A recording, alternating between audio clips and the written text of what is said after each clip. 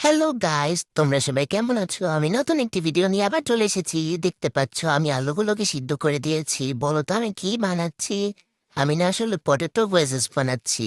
দেখো ব্যাটারটা আমি মিক্সড করে রেখেছি। তোমাদের যদি রেসিপি লাগে আমাকে বলো কমেন্টে, আমি তোমাদেরকে রেসিপিও দিয়ে দিব।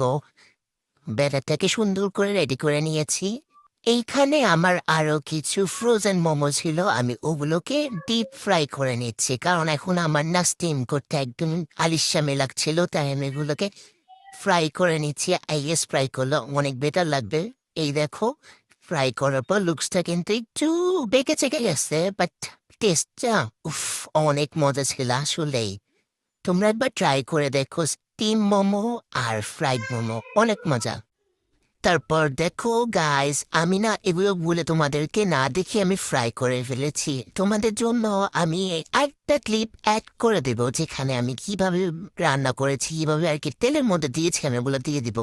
এই যে দেখো, এভাবে ডিপ করে আলুগুলোকে তারপর আস্তে করে তেলের মধ্যে দিয়ে দিও, যাতে গায়ে না আসে। খবরদার, আমার না অলরেডি গায়ে পরে হাতটা একদম মানে পুড়ে গেছে। তোমাদেরকে আমি লাস্টে দেখাবো কিন্তু। এভাবে আস্তে আস্তে করে দিয়ে নেবে, যাতে তোমাদের গায়ে একদমই না লাগে। ঠিক আছে গাইস? আর ওই যে দেখো, ওইখানে চা হচ্ছে, অনেক মজাদার স্পেশাল চা। ফাইনালি আমাদের ওয়েজেস তৈরি। মজা লেগেছে, বাট লবণ কম হয়েছে। সবসময়ের মতন লবণ আমি বুঝি না, কতটুকু দিব কি দিব না। রান্না করতে গিয়ে দেখো আমার হাতটা কিভাবে পুড়ে গেছে। আজকে আর না। Bye bye.